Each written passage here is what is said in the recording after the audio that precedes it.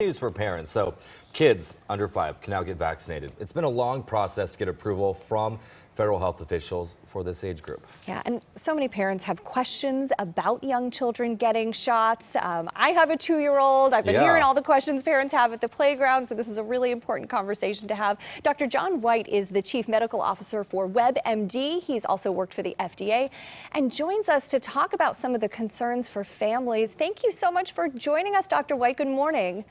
Good morning and happy first day of summer. That's exciting. Yeah, it really is. So, Dr. Whyte, a lot of us adults had some immediate side effects after getting the vaccine, exhaustion, pain at the injection site, things like that. Is it the same in young children, and what should parents be prepared for?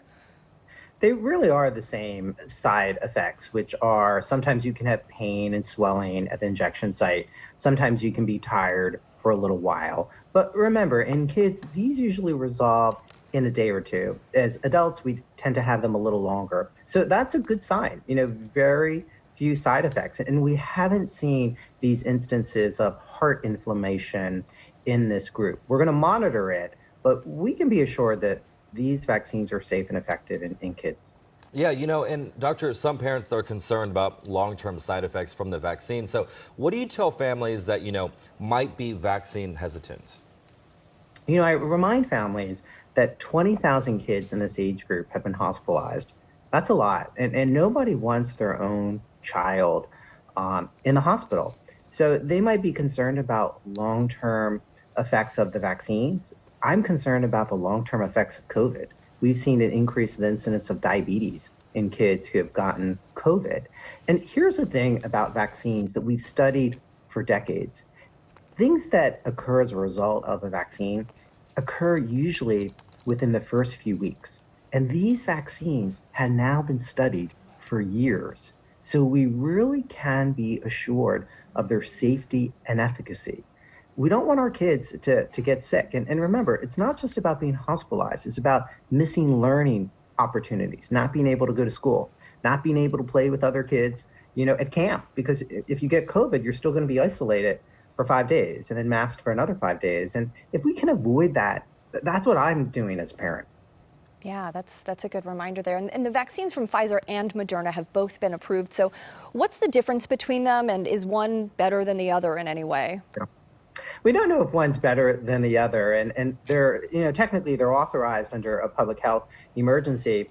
Pfizer is a 3-shot regimen. Moderna is a 2-shot, although they think Moderna is ultimately going to be a 3-shot regimen. And the reason why probably is the dosing is low, as it should be in this population. Moderna is 4 weeks apart.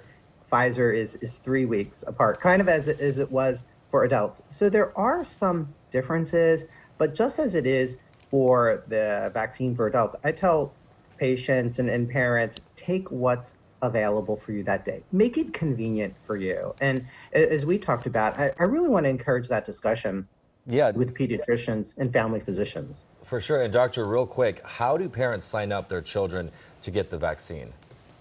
The vaccine is going to be available everywhere it was before, in terms of they can go to the pharmacy, they can go to their doctor's office. So it should be available really as of today.